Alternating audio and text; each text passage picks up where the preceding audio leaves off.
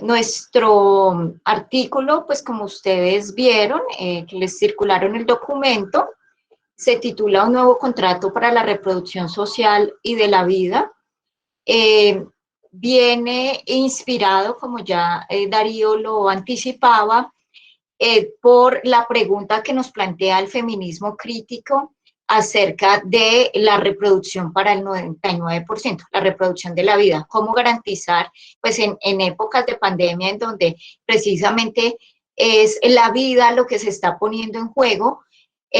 cómo podemos pensar en condiciones para que la vida esté garantizada para el 99%? Ha sido un lema que muchos movimientos progresistas han tomado, y es este de no centrarnos en el privilegio del 1%, sino pensar en que el 99% también tengamos oportunidades, tengamos condiciones, tengamos posibilidades de vivir y de vivir con ciertas condiciones de dignidad. En ese sentido, pues retomamos esta idea del contrato que ustedes habrán escuchado, pareciera estar muy de moda. Esto está un poco antes de que en este último año se pusiera de moda, porque ya pues veníamos trabajando el artículo hace un tiempo, pero este contrato sí busca hacer referencia a que desde la mirada liberal del contrato social, y por eso ustedes veían que nos remitimos ahí a Hobbes, desde la mirada liberal los sectores populares han sido excluidos. Los sectores populares en la visión moderna son sectores ignorantes, son sectores premodernos, son sectores que no tienen la capacidad de deliberar sobre su propio destino, sobre qué es lo que más les conviene. Y un poco esta mirada del contrato social busca pacificar, busca ciertos acuerdos en los que un poco disminuya o eh, se logre reducir esos levantamientos populares. Nosotros pensamos que la idea no es reprimir lo popular, sino que la idea es incluir a los sectores populares dentro del contrato, y por eso hablamos de un contrato, de un nuevo contrato que tiene una énfasis en lo popular, porque lo popular hace parte de ese grupo del 99% que cotidianamente está garantizando la reproducción de la vida de todos y todas, tanto en la ciudad como en el campo, y la reproducción precisamente de las dinámicas urbanas y de las dinámicas rurales. Entonces, en ese énfasis de la reproducción de la vida y de la reproducción social, nos parece fundamental que muchos de los trabajadores y trabajadoras, encontramos que buena parte de la economía popular es una economía feminizada,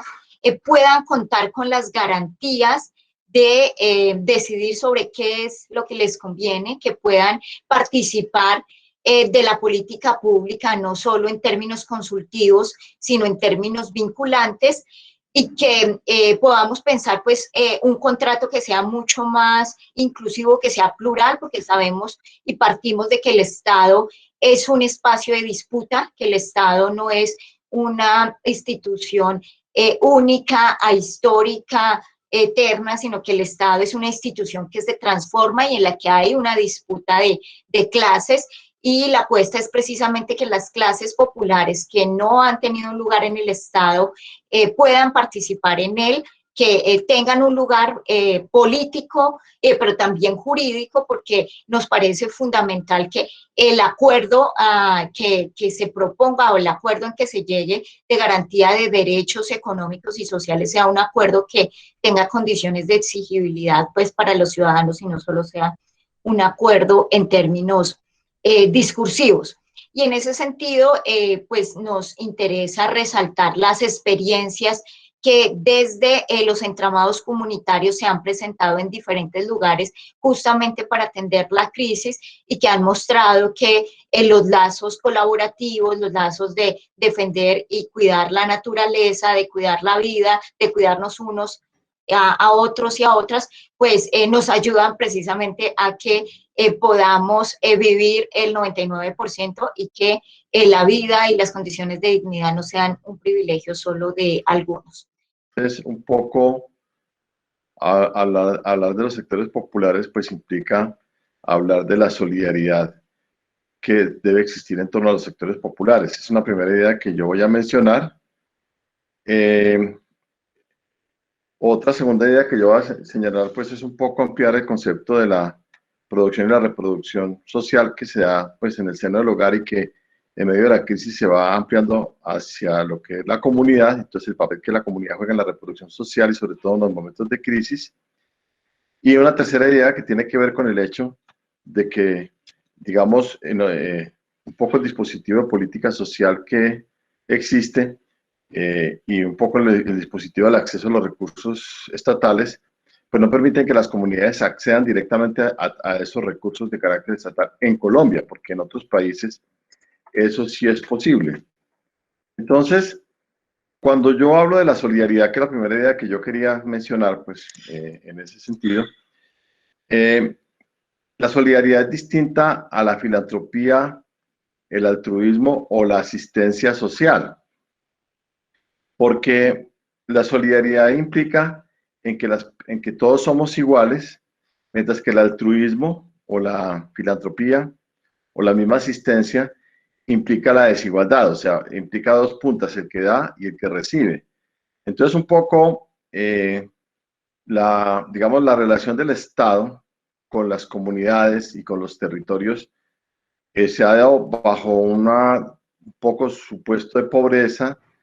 y de dominación de poblaciones que se consideran poblaciones ignorantes, que deben ser tuteladas y las cuales deben estar agradecidas de los recursos que se les están dando. Claro, obviamente para que pues, un rico pueda hacer, digamos, filantropía o altruismo, pues tiene que ser rico, porque si no, si no fuera rico no podría hacer esa filantropía y entonces eso implica la desigualdad. Hay una experiencia que se dio en África con la crisis del ébola.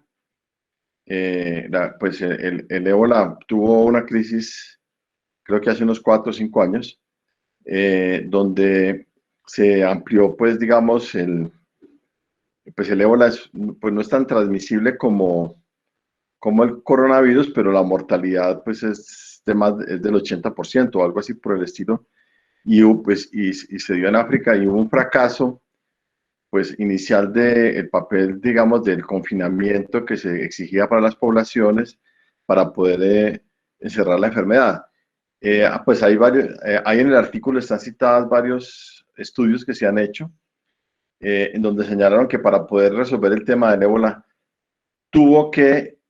hacer acuerdos con las comunidades en los territorios, respetando las jerarquías que las comunidades tienen, respetando sus tradiciones, sus valores culturales, y que fuera una relación de derechos y deberes tanto por parte de los donantes como por parte de las comunidades. O sea, no es una visión asistencialista en donde las comunidades son sujetos de tutela y un poco cuando nosotros nos estamos enfrentando frente a la crisis actual del coronavirus, pues ustedes han visto la discusión que se ha dado en torno a eso, aunque digamos nosotros cuando estamos pensando este artículo y escribiendo un poco nuestras ideas, no estaba el coronavirus en, eh, en nuestra visión, pero pues obviamente cuando ya hicimos la versión final, pues ya estaba la crisis de la pandemia y entonces eso un poco influyó en nuestras visiones, porque si ustedes observan, por ejemplo, en Colombia y pues no solamente en Colombia, pero en Colombia especialmente, hay toda una tecnología para tratar de identificar las poblaciones que son sujetas de las ayudas a través de los sistemas de focalización. Y entonces hay todos los sistemas de información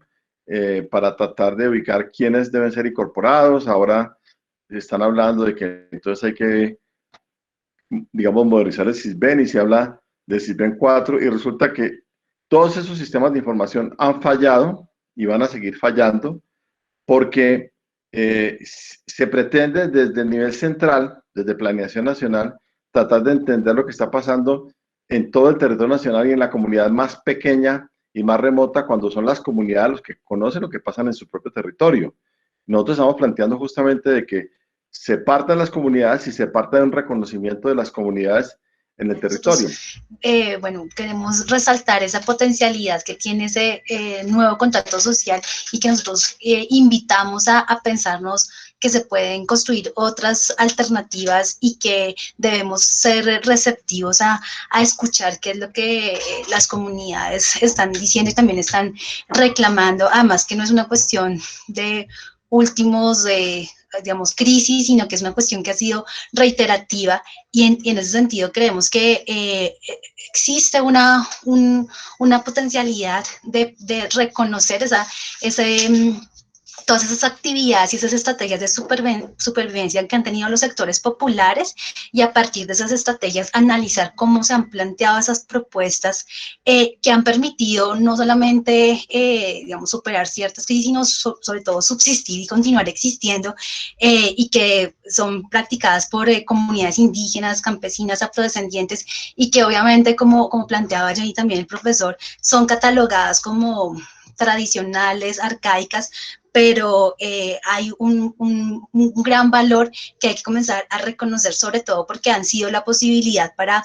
sobrevivir y resistir frente a esta agudización de esas violencias, de las políticas económicas que cada vez más son depredadoras. Entonces tenemos un reconocimiento de ese trabajo en un sentido amplio, que permite una existencia de esas redes de lo que nosotros llamamos, bueno, sobre todo es una autora mexicana que se llama Raquel Gutiérrez, que plantea esos entramados comunitarios, esas relaciones que permiten generar las posibilidades de esa autonomía comunitaria y que además pertenecen a un mundo muy amplio. Lo decíamos en Colombia, las personas que tienen posibilidades y una estabilidad laboral comienzan a ser cada vez menos y además digamos, la perspectiva de un trabajo laboral no es que sea un sinónimo de garantías, sino por el contrario, es un sinónimo de precariedad, de mayor flexibilización y mal remuneración que inclusive se cuestiona o no se alcanza para garantizar las condiciones de reproducción de la vida. Entonces, creemos que eso, resaltar el trabajo en un sentido amplio, cómo se generan esos vínculos y que permiten una autonomía comunitaria que para nosotros es un elemento fundamental porque es la manera, y que esto ha sido inclusive también una reflexión desde los aportes feministas de cómo garantizar esa colectivización del trabajo reproductivo para tener por lo menos con qué defenderse frente al capital y frente al Estado y poder negociar y exigir las reivindicaciones que se requieran. Y para finalizar, quisiéramos plantear estas reflexiones. Uno, digamos que este nuevo contrato social y popular que nosotros estamos presentando tiene como referente el trabajo, la reproducción de la vida, los derechos sociales, lo común y el territorio. Estos deben ser los elementos que debe contener una propuesta social y popular alternativa. También que desde la perspectiva de la reproducción social, es la noción de trabajo se amplía más allá de la relación salarial y del trabajo mercantil y que reconocer que esta relación salarial ha sido uno de los instrumentos que condiciona las posibilidades de existencia de las comunidades a las exigencias del capital y hay que entrar críticamente a pensar esa relación salarial, las soluciones que también se plantean en función de esa relación salarial, de la cual no, digamos, gran parte de la población en Colombia no hace parte. Otra reflexión es que el nuevo contrato social para la reproducción de la vida implica reconocer los derechos sociales de los sectores populares, también reconocer sus organizaciones, sus territorios, sus prácticas, sus cadenas productivas. Hay que hacer un esfuerzo para entablar esos diálogos, para trabajar colectivamente. Lo más fácil sería qué es lo que se hace, ¿no? Determinar qué es lo que supuestamente las comunidades requieren, pero pues la evidencia empírica nos muestra que eso no es lo que ha funcionado y como lo planteaba el profe Giraldo con el ejemplo del ébola, fue cuando se trabajó articuladamente con la comunidad que se logró superar una crisis estructural. Y finalmente decir que el trabajo de las comunidades, que principalmente está desarrollado por las mujeres, que permite la reproducción social y de la vida, genera un valor económico y social, así ese trabajo no tenga precio y que este trabajo se funde con lo productivo y se encuentra en esa base posible para pensarse una universalización de los derechos sociales. Visiones, porque si ustedes observan, por ejemplo, en Colombia y pues no solamente en Colombia, pero en Colombia especialmente, hay toda una tecnología para tratar de identificar las poblaciones que son sujetas de las ayudas a través de los sistemas de focalización. Y entonces hay todos los sistemas de información para tratar de ubicar quiénes deben ser incorporados. Ahora están hablando de que entonces hay que, digamos, modernizar el SISBEN y se habla de SISBEN 4 y resulta que todos esos sistemas de información han fallado y van a seguir fallando porque se pretende desde el nivel central, desde Planeación Nacional, tratar de entender lo que está pasando en todo el territorio nacional y en la comunidad más pequeña y más remota, cuando son las comunidades los que conocen lo que pasa en su propio territorio. Nosotros estamos planteando justamente de que se partan las comunidades y se parta de un reconocimiento de las comunidades en el territorio. Bueno, queremos resaltar esa potencialidad que tiene ese nuevo contrato social y que nosotros invitamos a pensarnos que se pueden construir otras alternativas y que debemos ser receptivos a escuchar qué es lo que las comunidades están diciendo y también están reclamando, además que no es una cuestión de últimos digamos, crisis, sino que es una cuestión que ha sido reiterativa y en ese sentido creemos que existe una potencialidad de reconocer todas esas actividades y esas estrategias de supervivencia que han tenido los sectores populares y a partir de esas estrategias analizar cómo se han planteado esas propuestas que han permitido no solamente, digamos, superar ciertas crisis, sino sobre todo subsistir y continuar existiendo y que son practicadas por comunidades indígenas, campesinas, afrodescendientes y que obviamente, como planteaba allí también el profesor, son catalogadas como tradicionales, arcaicas, pero hay un gran valor que hay que comenzar a reconocer, sobre todo porque han sido la posibilidad para sobrevivir y resistir frente a esta agudización de esas violencias, de las políticas económicas que cada vez más son depredadoras. Entonces tenemos un reconocimiento de ese trabajo en un sentido amplio, que permite una existencia de esas redes de lo que nosotros llamamos, bueno, sobre todo es una autora mexicana que se llama Raquel Gutiérrez, que plantea esos entramados comunitarios, esas relaciones que permiten generar las posibilidades de esa autonomía comunitaria y que además pertenecen a un mundo muy amplio.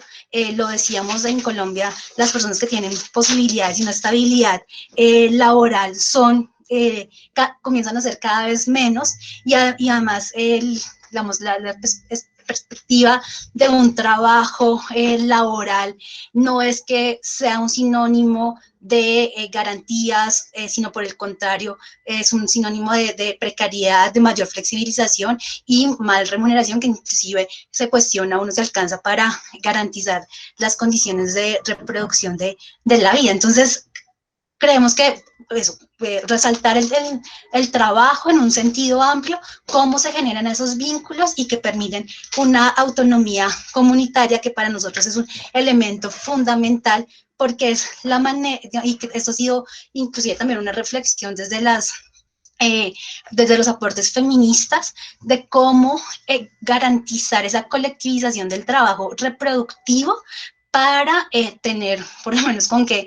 defenderse frente al capital y frente al Estado y poder negociar y exigir las reivindicaciones que se requieran. Y para finalizar, quisiéramos plantear estas reflexiones. Uno, digamos que este nuevo contrato social y popular que nosotros estamos presentando tiene como referente el trabajo, la reproducción de la vida, los derechos sociales, lo común y el territorio.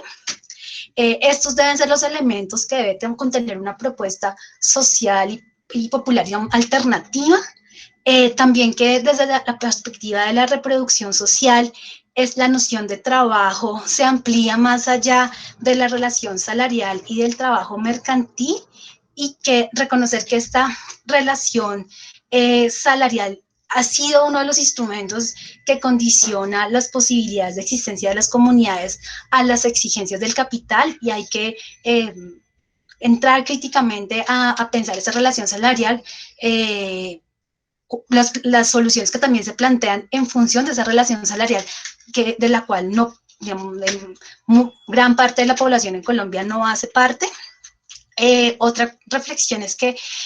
el nuevo contrato social para la reproducción de la vida implica reconocer los derechos sociales de los sectores populares, también reconocer sus organizaciones, sus territorios, sus prácticas, sus cadenas productivas. Hay que hacer un esfuerzo para entablar esos diálogos, para trabajar colectivamente. Lo más fácil sería uno, qué es lo que se hace, ¿no? Determinar qué es lo que supuestamente las comunidades requieren, pero pues la evidencia empírica nos muestra que eso no es lo que ha funcionado, y como lo planteaba el profe Giraldo con el ejemplo del ébola, fue cuando se trabajó articuladamente con la comunidad que se logró superar una crisis estructural. Y finalmente decir que el trabajo de las comunidades, que principalmente está desarrollado por las mujeres, que permite la reproducción social y de la vida, genera un valor económico y social, así ese trabajo no tenga precio, y que este trabajo se funde con lo productivo y se encuentra en esa base posible para pensarse una universalización de los derechos sociales.